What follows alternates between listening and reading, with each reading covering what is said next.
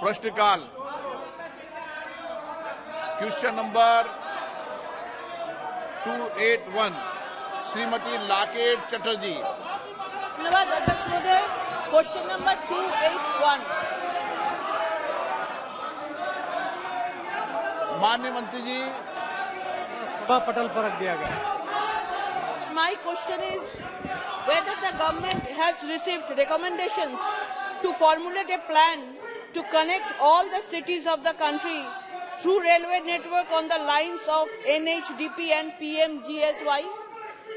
If so, the details thereof and the action taken thereof. please. Whether the government proposes to fix any time limit for the expansion of rail network. If so, the detail thereof. Whether some regions are beyond the reach of railways due to unfavorable geographical condition and these areas need to be opened to railway for removing regional inequalities in economic growth. If so, the detail thereof. धन्यवाद। अध्यक्ष महोदय, सम्मानित सदस्य ने जो प्रश्न पूछा है, मोदी जी के नेतृत्व में सरकार आने के बाद रेल विभाग में जो बदलाव किए गए हैं, नई रेल सेवा शुरू करना, मौजूदा सेवा को फेरे बढ़ाना, गाड़ी चलाना डायवर्ट करना, ये कमर्शियल वैल्यू देखते हुए हम करते हैं। अध्यक्ष महोदय, पश्चिम बंगाल के बारे में सम्मानित सदस्यों ने जो पूछा, वहाँ पर जमीन की उपलब्धता सरकार देती नहीं है, इसलिए कई प्रोजेक्ट ऐसे हैं जो पश्चिम बंगाल में आज की तारीख में रुके पड़े हुए हैं। सदस्य अपनी अपनी सीटों पे बैठे, आपको जवाब भी मिलेगा। प्लीज प्रश्नकाल चलने दें, महत्वपूर्ण समय। माननीय सदस्य प्लीज प्रश्नकाल महत्वपूर्ण समय चलने दें। मैं आपसे आग्रह करता हूं, प्रश्नकाल चलने दें। मंत्री महोदय, माननीय सांसद सप्लीमेंट्री, माननीय सांसद supplementary no. Shri Jugal Kishore Sharma.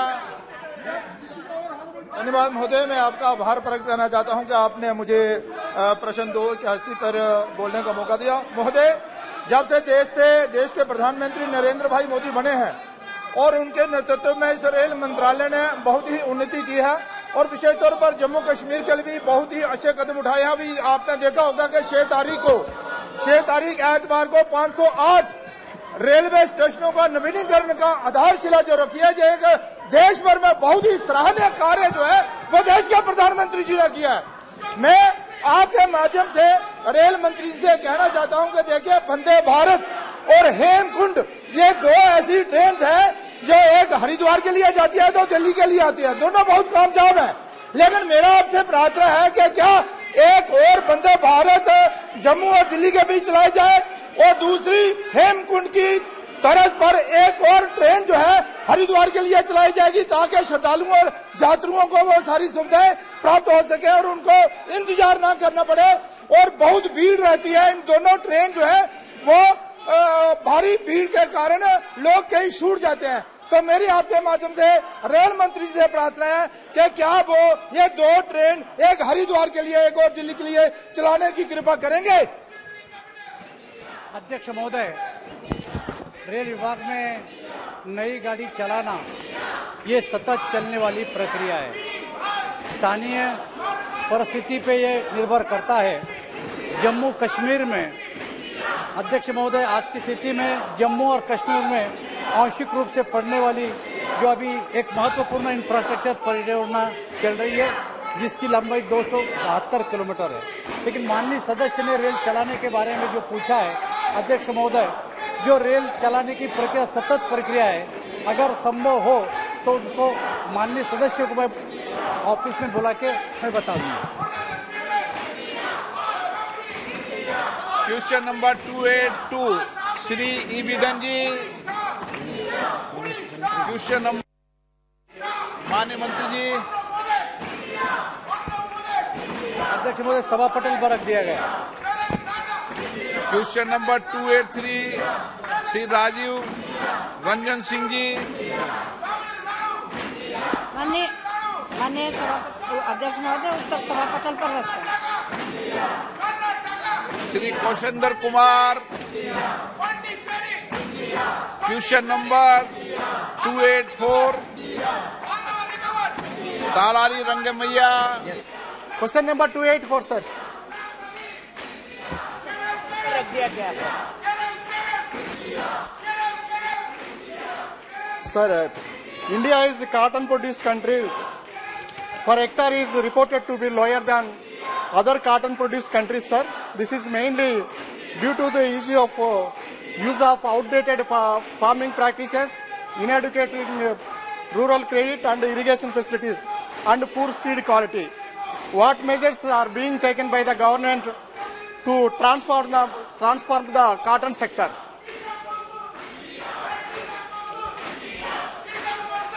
Sir, ये टेक्सटाइल मंत्रालय का प्रश्न है। उन्होंने उत्तर पूछा है कि सीसीआई के माध्यम से जो माननीय प्रधानमंत्री जी ने हम जो आत्मनिर्भर भारत की ओर आगे बढ़ते हुए जो निर्णय लिया है कि हमारे किसानों की आय दुगना हो जाए, और उसके लिए उन्होंने जो भी एफर्ट करना है हम लोगों ने, सरकार ने पूरी तरह से किया है। ये सरकार पूरी इकोसिस्टम से काम करती है। उन्होंने जो सवाल किया है वो कृषि मंत्रालय से संबंधित है, लेकिन आज तक मैं बार बार यहाँ से इसी जगह से मैंने बताया कि 75 साल में जो भी उत्पादन हुआ हमारे यहाँ वो कॉटन बेस्ड इंडस्ट्री थी। जैसे जैसे समय होता गया तो ऐसे ऐसे समय में कापड़ बनने में बदलाव आता गया। तो उन्होंने सवाल पूछा है कि बेस्ट क्वालिटी का कॉटन कैसे मिले, उसके लिए बीज कैसे मिले। पहली बार ऐसा हुआ होगा कि दो मंत्रालय के दोनों मंत्री, एग्रीकल्चर मिनिस्टर और टेक्सटाइल मिनिस्ट्री, दोनों साथ में मिलकर जो स्टेक होल्डर है उनके साथ में मीटिंग करी, इकोसिस्टम से बातें करी। तब जो आज़ादी के इतने साल के बाद जो ये हंगामा हो रहा है, उनको जो करना चाहिए था कि किस तरह से बेस्ट क्वालिटी का कॉटन उत्पादित हो जाए, उसकी बिक्री बढ़े, उसको छोटी सी जगह में सबसे ज़्यादा अच्छी कॉटन हो जाए, उनको बीज जो है इजिप्शियन कॉटन जैसा वो मिल जाए, लेकिन वो उनको करना नहीं है।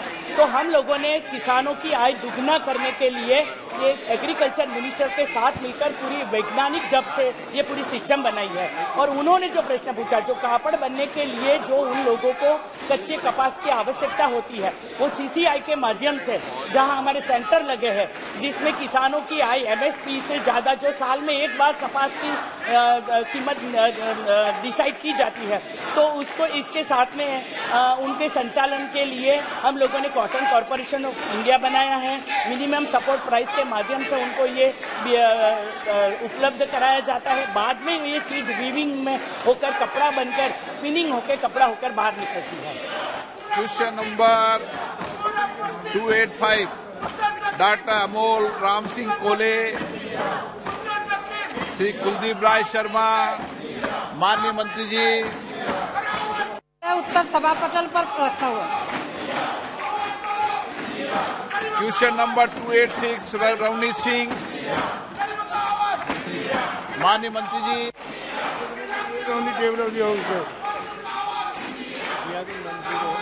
रवनीत सिंह जी। क्वेश्चन नंबर 287, श्री कृपानाथ मल्ला। माननीय मंत्री जी, सभापटल पर रखा हुआ है। माननीय सदस्य, question number 288, Shri YS Avinash Reddy. Question number 288 sir. माननीय मंत्री महोदय,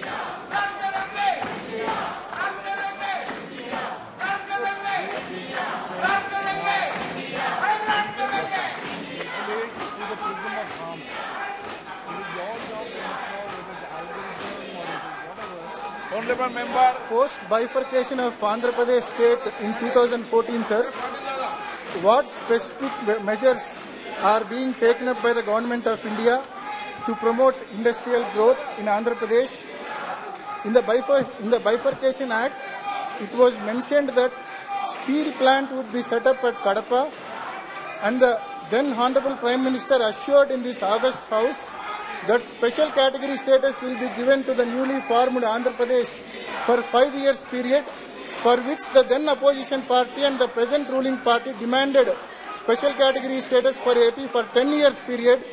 In view of the above, may I know from the Honorable Minister what specific steps were taken to fulfill the above assurances of Kadapa Steel Plant and special category status for Andhra Pradesh in order to promote industrial growth, sir?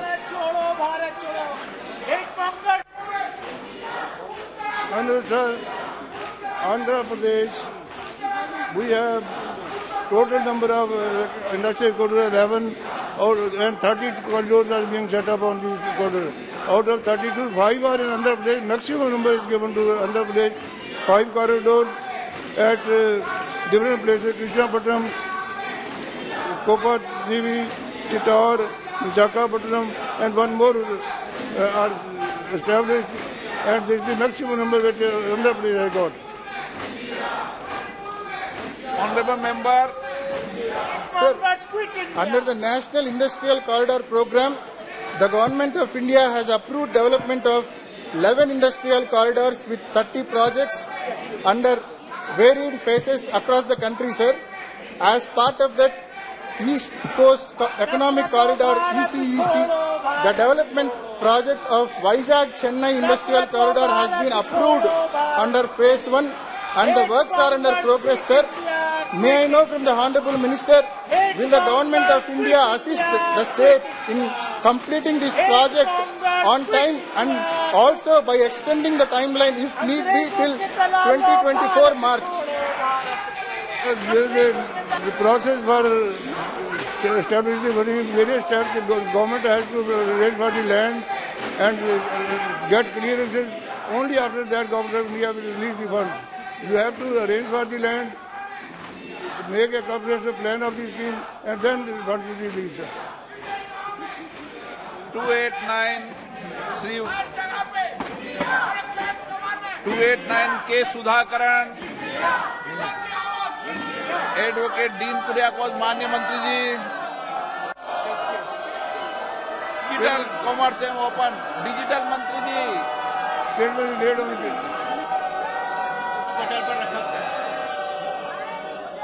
माननीय सदस्य question number 290 Shri Kanakmal Katara.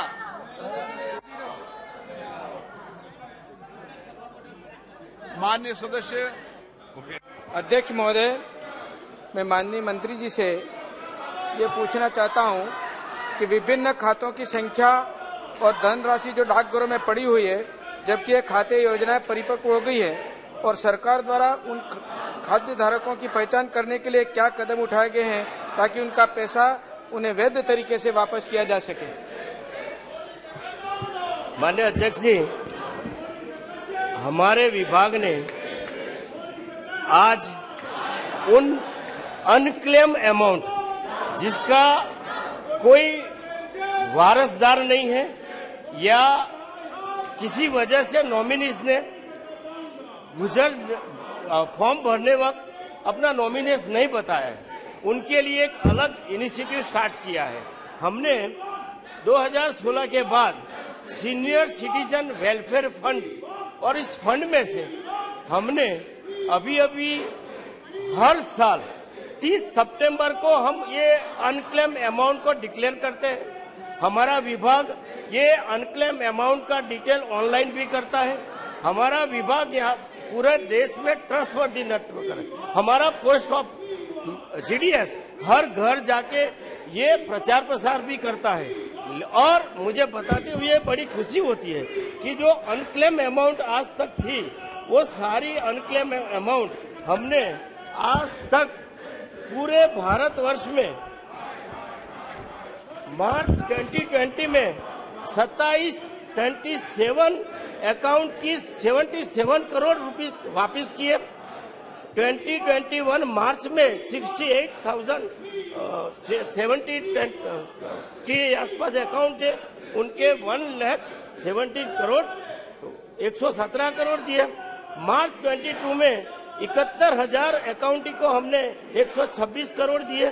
मार्च 23 में 21 lakh account settle किए, 1,239, और जून 2023 में 33 lakh account holder को हमने 1,270 करोड़ की rupees ये वेलफेयर फंड से उन अनक्लेम अमाउंट को डिपॉजिटर को हमने वेरीफाई करके हमने उनको वापस किया है।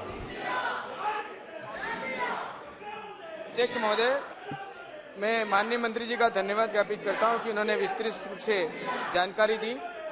महोदय, मैं मेरे निर्वाचन क्षेत्र डूंगरपुर बांसवाड़ा में डाकघर कर्मचारियों की भारी कमी है, जिसके कारण लोग अपनी छोटी बचत को डाक योजनाओं में लगाना चाहते हैं, किंतु वे ऐसा करने में असमर्थ हैं। मैं जानना चाहता हूं कि डाक कर्मचारियों के कितने पद स्वीकृत हैं और कितने पद रिक्त हैं तथा उन रिक्त पदों को भरने के लिए सरकार द्वारा क्या प्रयास किए गए हैं। माननीय अध्यक्ष जी, जीडीएस की रिक्त स्थानों पर भर्ती हमने करीब हर साल कर रहे हैं, लेकिन मुझे आज आपको ये विशेष इंफॉर्मेशन पूरे सदन को देनी है कि देश के यशस्वी प्रधानमंत्री अभी रोजगार मेला चला रहे हैं और ये रोजगार मेले में अभी तक हमारे विभाग ने 38,000 से ज्यादा जीडीएस की भर्ती की है। और जीडीएस को हमने, क्योंकि सुप्रीम कोर्ट ने ये बताया है कि ये कायमी लोग नहीं है, परमानेंट लोग नहीं है, लेकिन जीडीएस को इसी के चलते पेंशन नहीं मिलता है। बाकी सारी सुविधा एक गवर्नमेंट सर्वेंट को मिलती है, वो सारी सुविधा जीडीएस को मिलती है। माननीय अध्यक्ष जी, हमारा विभाग आज पूरे देश में सबसे ट्रस्टवर्दी नेटवर्क है। इस देश की 140 करोड़ जनता की सेवा में करीब 1,60,000 पोस्ट ऑफिस और ब्रांच पोस्ट ऑफिस है, और इसी पोस्ट ऑफिस के चलते हम फाइनेंस सर्विस भी कर रहे हैं, बैंकिंग सर्विस कर रहे हैं, इंश्योरेंस दे रहे हैं। एक जमाना था कि डाकिया डाक लाया, आज डाकिया इंश्योरेंस भी देता है, बैंक की सर्विस भी देता है।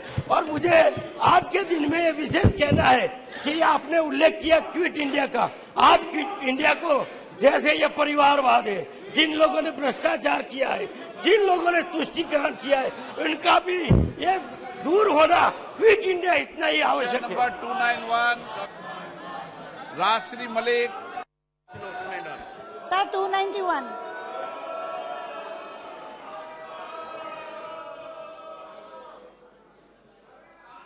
उत्तर सभा पटल पर प्रस्तुत किया है, रखा हुआ है। सर मैं पूछना चाहती हूँ कम्युनिकेशन मिनिस्टर से। सर हम लोग का जगतसिंहपुर डिस्ट्रिक्ट में कितना पंचायत कवर किया है और कितना डिप्राइव हुआ है सर्विसेज के लिए, और मैं पूछना चाहती हूँ द डिटेल्स मुझे बताएं, और कितना फंड्स एलोकेशन हुआ है during this current year, and the government the details of the amount of funds allocated by the government for laying optical fiber network in Jagatsinghpur. I want to know that. अध्यक्ष श्री, माननीय सांसद महोदया ने जो सवाल किया है, मैं उनको बताते हुए ये गर्व भी महसूस करता हूं कि आज तक नवरंगपुर में 2,690 किलोमीटर का ऑप्टिकल फाइबर हमने ले किया है। उनकी करीब टोटल 351 जीपी में से आज हमने फेज 2 तक 199 जीपीएस में से 131 जीपीएस को सर्विस रेडी किया है, और 55 करोड़ का फंड हमने एलोक किया है। रमेश चंद मांझी था सर, जगतसिंहपुर का था मेरा question. Ramesh Chand Manjhi. Speaker sir, आपके संज्ञान में थोड़ा मैं जानना चाहता हूँ कि नवरंगपुर संसदीय क्षेत्र है, जो आदिवासी इलाके हैं और नक्सली इलाके हैं।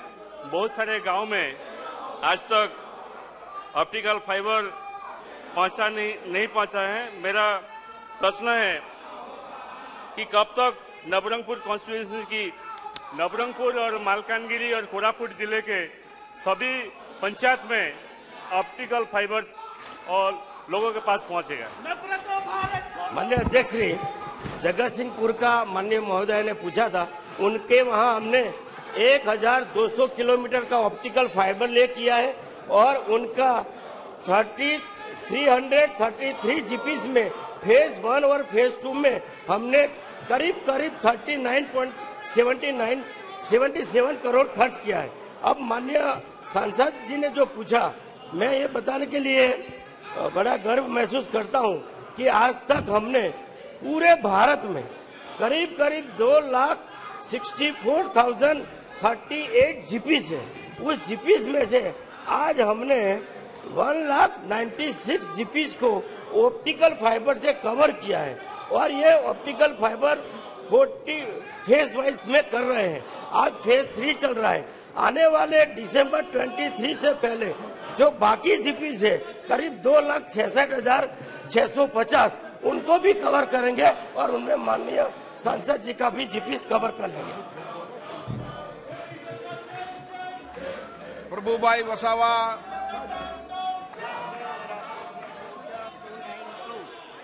माननीय मंत्री जी, उत्तर सभा पटल पर रख दिया गया है।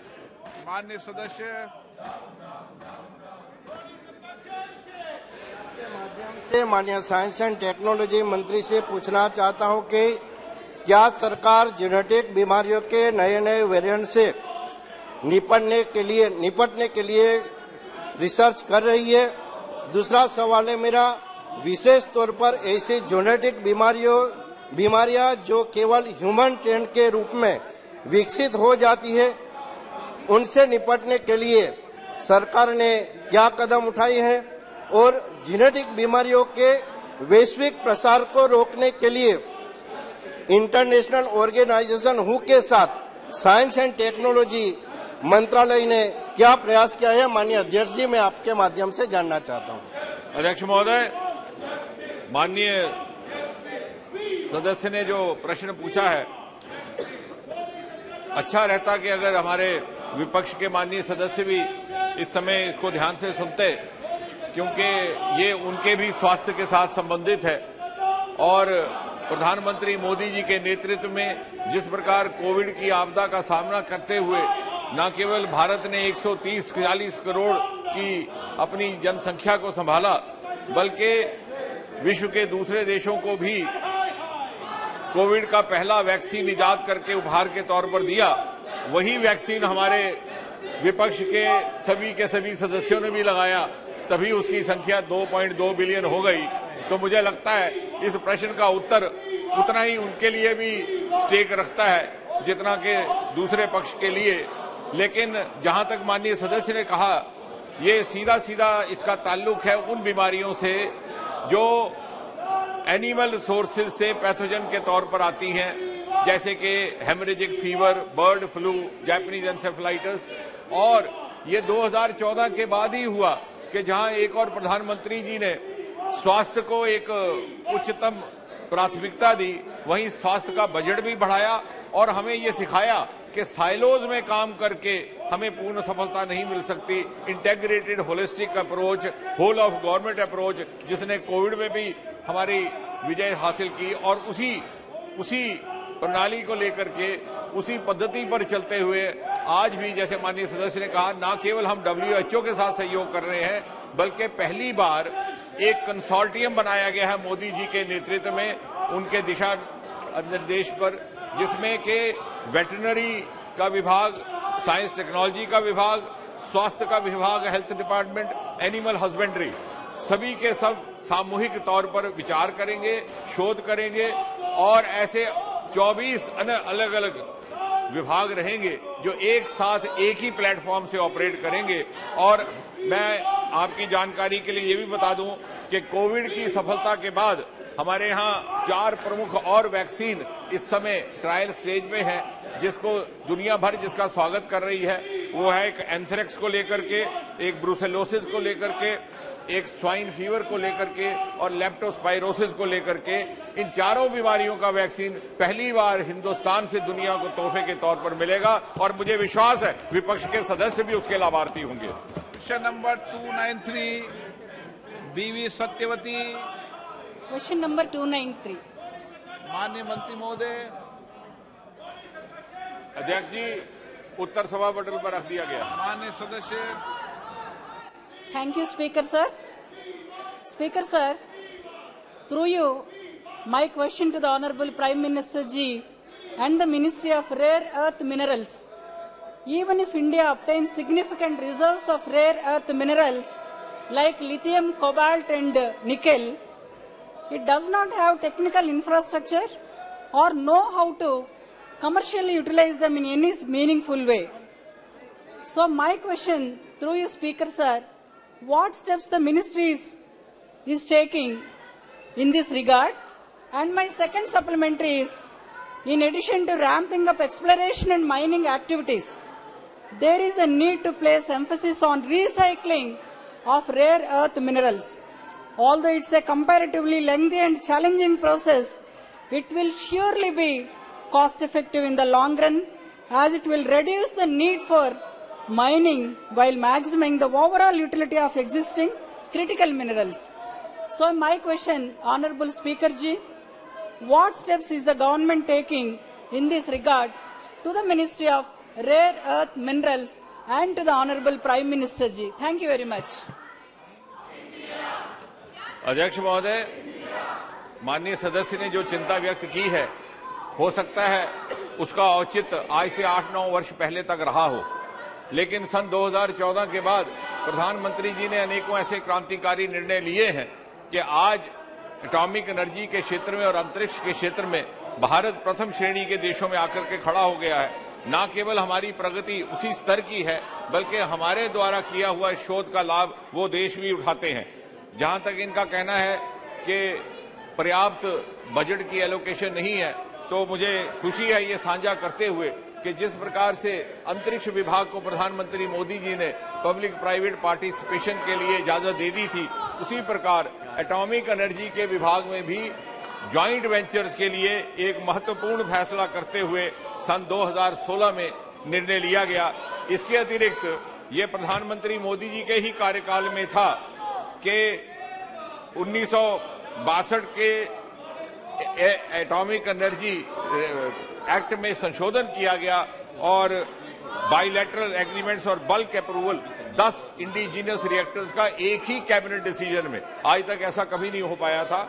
जहां तक इनका कहना है कि रिसाइकलिंग का, तो ये एक क्रिटिकल इशू है जिसके ऊपर समय समय पर संज्ञान लिया जाता है।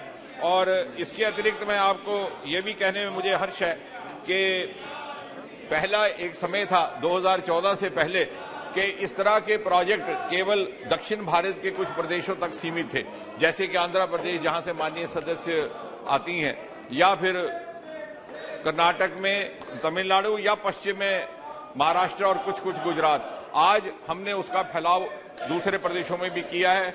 जहां हम यहां खड़े हैं, इससे लगभग 150 किलोमीटर दूर हरियाणा में गोरखपुर नाम के स्थान पर हमारा एक नया रिएक्टर इंस्टॉल हो रहा है। और इतना ही नहीं, प्रधानमंत्री मोदी जी के कार्यकाल में एटॉमिक एनर्जी को ईज ऑफ लिविंग के लिए कैसे इस्तेमाल किया जाए, इसकी भी जागरूकता पैदा की गई। चाहे वो एग्रीकल्चर का सेक्टर हो, सब्जियों की, फल की शेल्फ लाइफ कैसे लंबी की जाए एटॉमिक एनर्जी के माध्यम से, इसकी भी व्यवस्था की गई। चिकित्सा के क्षेत्र में आधुनिक तरीके से क्वांटम टेक्नोलॉजी का इस्तेमाल करते हुए टाटा मेमोरियल और उसके साथ जितने भी संबंधित अस्पताल हैं, जिनमें से एक का उद्घाटन स्वयं प्रधानमंत्री जी ने पिछले वर्ष मोहाली चंडीगढ़ के नजदीक किया, वहां पर आधुनिक किस्म के यंत्र एटॉमिक एनर्जी और न्यूक्लियर एनर्जी टेक्नोलॉजी के माध्यम से नागरिक हित के लिए इस्तेमाल करने का भी प्रयोग किया गया। Question number 294 Shri Chandrashekhar Sahu. माननीय मंत्री जी, माननीय सदस्य। Sir, thank you sir. तो माननीय मंत्री जी ने विस्तार से आंसर किया है, जो क्वेरी मैंने जो क्वेश्चन पूछा था आंसर किया है। लेकिन सर मेरा एक स्पेशल क्वेश्चन था कि जो अभी जो उनका यूनियन गवर्नमेंट का जो अमेंडमेंट्स मॉडिफिकेशन जो एसओपी है, जो गाइडलाइन है, इसमें थोड़ा मॉडिफिकेशन और अमेंडमेंट जरूरी है, क्योंकि ये गाइडलाइन के प्रकार अनुसार जो जितना बेनिफिट पाना चाहिए था जो लोगों को, और जो फार्मर्स को जितना बेनिफिट चाहिए था उतना बेनिफिट नहीं मिल पा रहा है। और सर इसलिए मैं माननीय मंत्री से जानना चाहता हूं, आपके थ्रू से जानना चाहता हूं, जो एसओपी है उसमें कुछ अमेंडमेंट्स मॉडिफिकेशन करेंगे क्या? सर, इसका जवाब देने के लिए मुझे 2 मिनट लगेगी। मैं आपका संरक्षण भी चाहूंगी। आज सुबह हमने जब हाउस शुरू किया तो क्विट इंडिया मूवमेंट के लिए हम लोगों ने हमारे जो शहीदों थे उनको श्रद्धांजलि भी दी।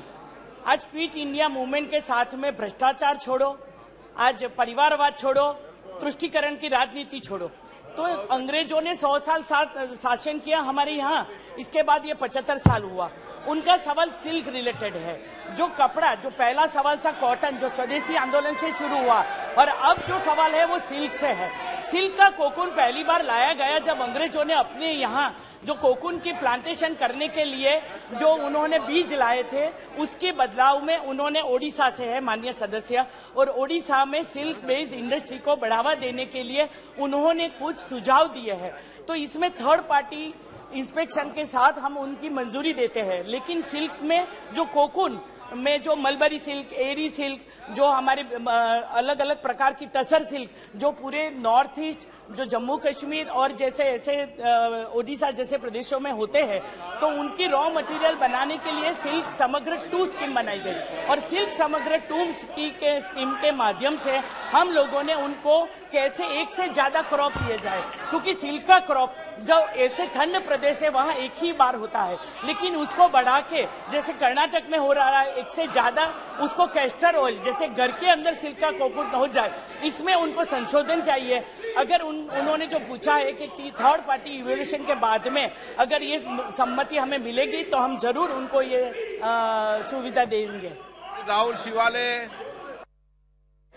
धन्यवाद अध्यक्ष महोदय, आपने मुझे प्रश्न पूछने का मौका दिया। आपके माध्यम से मैं माननीय मंत्री जी से पूछना चाहता हूँ, जलवायु परिवर्तन और बाढ़ और सूखे जैसे प्राकृतिक आपदाओं का रेशम उत्पादन पर महत्वपूर्ण प्रभाव पड़ सकता है, जिसमें रेशम का उत्पादन और गुणवत्ता प्रभावित हो सकती है और किसानों को नुकसान हो सकता है। मैं माननीय मंत्री जी से जानना चाहता हूं कि जलवायु परिवर्तन और प्राकृतिक आपदाओं को चुनौती से निपटाने के लिए किसानों को किस तरह की सुविधा देने का विचार है। धन्यवाद।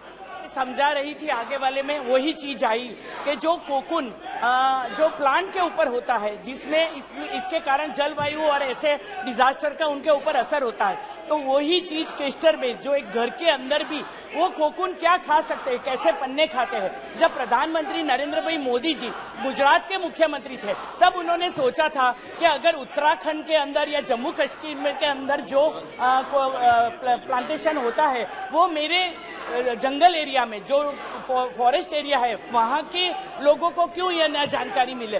तो इसके लिए कैस्टर बेस ये जो स्कीम हम लोगों ने डेवलप की है कि घर के अंदर भी उनको कीड़े को हम लोग साइंटिफिक तरीके कैस्टर बेस से बनाए जाए, वहाँ उनको पत्ते दिए जाए, उनको समय सर इसे निकाला जाए। तो उनका जो प्रश्न है कि जो जलवायु और उसका जो असर उनके ऊपर होता है, तो ये सिल्क की नई टेक्निक उत्पादन करने, क्योंकि हम आत्मनिर्भर भारत की ओर आगे बढ़ते हैं और जापान के बाद में सेकंड लार्जेस्ट एक्सपोर्टर बन सकते हैं। जो अभी हमने स्कीम एक बनाई है सर कि PLI स्कीम के माध्यम से जो फैब्रिक बने, जो टेक्निकल टेक्सटाइल और रेडीमेड गारमेंट्स को बढ़ावा देने के लिए इसके साथ में समग्र सिल्क समग्र 2 स्कीम का भी इसमें उपयोग किया गया है। Question number 295 Shri TN Prathapan. माननीय मंत्री महोदय, सभा पटल रखा गया। Question number 296 Shri Kanti P Chidambaram. माननीय मंत्री महोदय, laid on the table of the house. Question number 297 Heena Gavit. Question number 297 महोदय, माननीय मंत्री महोदय, रखा गया। धन्यवाद, आपने मुझे पूरक प्रश्न पूछने की अनुमति दी। मैं सरकार और मंत्री जी का धन्यवाद देती हूं कि उन्होंने अमृत भारत योजना के माध्यम से स्टेशनरी डेवलपमेंट का उत्कृष्ट काम किया है। आज भी हमारे कई स्टेशन स्पेशली जो रूरल एरियाज में है वहाँ डिसेबल फ्रेंडली व्यवस्था की आवश्यकता है। कहीं पर रैंप्स की उपलब्धता नहीं या कहीं पर लिफ्ट्स की नहीं। मैं मंत्री जी से ये जानना चाहूँगी कि सरकार द्वारा एक्सेसिबल रेलवे स्टेशंस बनाने के लिए क्या प्रावधान है और आज देश में कितने रेलवे स्टेशन डिसेबल फ्रेंडली बनाए गए हैं और क्या इन स्टेशंस की सूची में मेरे संसदीय क्षेत्र नंदुरबार के रेलवे स्टेशन का समावेश है। महोदय, मोदी जी के नेतृत्व में इस साल अमृत भारत योजना के तहत देश भर में 13,900 स्टेशन का समावेश किया गया है। अध्यक्ष महोदय, इस पर 25,000 कोटि का खर्च है और अभी 4 दिन पहले मोदी जी के हाथों से 508 रेलवे स्टेशन का स्टोन लेइंग किया गया है। अध्यक्ष महोदय, इसकी कैटेगरी है एक Amrit Bharat station, model station, model station और अदर स्टेशन। ये स्टेशन की कैटेगरी रेल विभाग ने की है। अध्यक्ष महोदय, मैं आपके माध्यम से माननीय सदस्य को बताना चाहूँगा कि स्टेशन का जो विकास किया जाता है वो स्थानीय परिस्थिति देखकर जरूरत के अनुसार वो स्टेशन का किया जाता है। कृष्णपाल सिंह यादव। महोदय, आपने मुझे प्रश्न पूछने का अवसर दिया। महोदय, सबसे पहले तो मैं कुछ दिन पहले हमारे प्रधानमंत्री जी के नेतृत्व में 27 राज्यों के 508 रेलवे स्टेशनों का अमृत भारत योजना के तहत रीडेवलपमेंट का जो कार्य शुरू हुआ है, जिसमें मेरे लोकसभा के गुना और शिवपुरी को भी शामिल किया गया है, मैं उसके लिए उन्हें बहुत बहुत धन्यवाद देता हूं। साथ ही जो पूरे भारत में 1309 रेलवे स्टेशनों का रीडेवलपमेंट होना है, उसमें मेरे अशोकनगर जिले को भी शामिल किया गया है, जिसको अगले चरण में लिया जाएगा। तो मैं उसके लिए माननीय मंत्री जी को और प्रधानमंत्री जी को बहुत बहुत धन्यवाद देता हूं। माननीय, मेरा गुना लोकसभा में गुना जिला एक आकांक्षी जिला है, तो मेरा माननीय मंत्री जी से ये प्रश्न है कि क्या आकांक्षी जिलों में भारतीय रेल द्वारा कोई प्लांट प्रोजेक्ट या रेलवे कोच फैक्ट्री लगाने की कोई योजना है क्या? क्योंकि मेरे गुना जिले में रेलवे के पास काफी जमीन उपलब्ध है। अगर ऐसा होता है तो माननीय रेल फैक्ट्री लगाना ये हर साल हर बार चलने वाली प्रक्रिया है और मुझे ऐसा लगता है कि अभी क्षमता जितनी है तो हमें जितनी जरूरत है रेल को उतनी फैक्ट्री हमारे पास। Question number 298 Shri E.T. Mohammed Basheer. माननीय मंत्री जी, इस्पात मंत्री जी, एक प्रति सभा पटल में रख दिया। क्वेश्चन नंबर 299 विद्युत बरण महतो। मोदी सरकार डाउन डाउन। माननीय मंत्री महोदय, प्रति सभा पटल पर रख दिया। धैर्यशील माने। मोदी सरकार हाय। Question number 300। Question number 300 Aparajita Sarangi. माननीय मंत्री महोदय, माननीय सदस्यगण, अच्छा होता प्रश्नकाल चलाने देते। आज सभी 20 प्रश्नों को मैंने लिया था। मेरी कोशिश होती है कि प्रश्नकाल पर सब बोले। आप क्या मैसेज देना चाहते हैं? प्रश्नकाल जैसे समय पर आप चर्चा नहीं करना चाहते। आप एक जिम्मेदार जनप्रतिनिधि होते हुए दायित्व बनना चाहिए। सरकार जवाब देना चाहती है, आपको प्रश्न का मौका दिया, सभी 20 प्रश्नों को लिया है। ये नारेबाजी लगाने के लिए भेजा है कि आपको जनता आपसे जवाब मांगेगी। तरीका ठीक नहीं है। मैं फिर आपसे आग्रहपूर्वक कहता हूं, ये प्रश्नकाल है और प्रश्नकाल के अंदर आप पर्याप्त समय पर्याप्त मौका मिलता है सरकार की जवाबदेही करने के। सभा की कार्रवाई आज 12 बजे तक के लिए स्थगित की जाती है।